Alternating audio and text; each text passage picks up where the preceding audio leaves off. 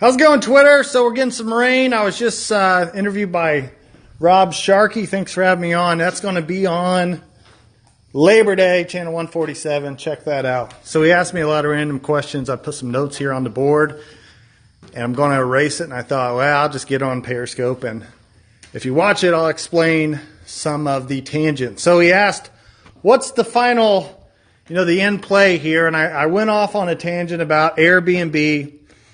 And this is kind of where I'm getting at here with manure use and intercropping and all this stuff. Airbnb has went and basically found the value and the difference between the homes with the bedrooms next to the hotel. They said we can put the people right there.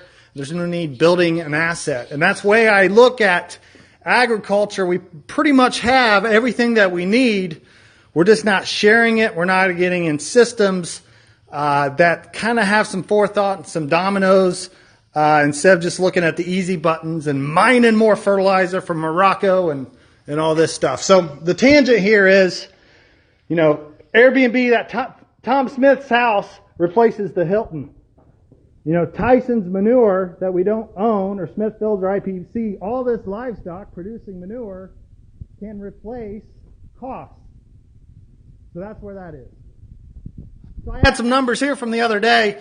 This is really frustrating to people that say, I can raise 90 bushel wheat, and you're out here having this 30 bushel wheat or 40 bushel wheat or whatever it is. How does that make more money? And this kind of goes off on that tangent of thinking backwards. So you got this right here. There's a string tide. There's only so much finite water, sunshine, and so on. If we flip-flop this around, if we're at 8 and 5, which is pretty depressed, there's a $180 difference there, making the same bushels, flip-flopping that around. But here's where you got to think.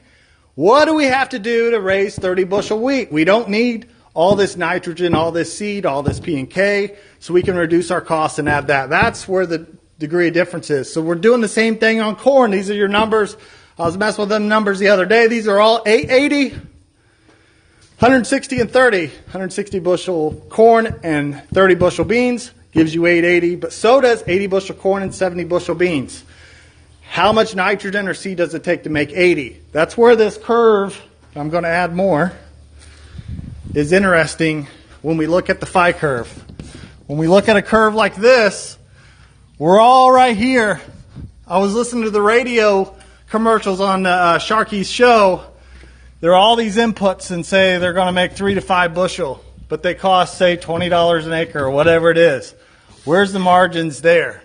The margins are in this extremely increased elasticity on the front end.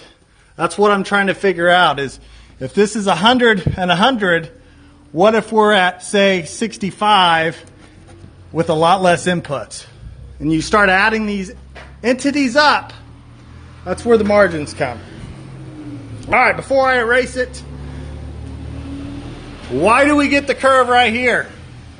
When I put these two plants this close together, I only drive these top leaves. I'm getting really up there. If I space it out wider and put less of them, every single leaf is now a solar panel, which is more energy. It's like a go-kart with 15 engines on it compared to a big cart with a little weed eater engine in it. That's where you get the added energy. Okay. I'll erase it and get going, but check that out. That's why I label it on Labor Day. I'll talk to you all later.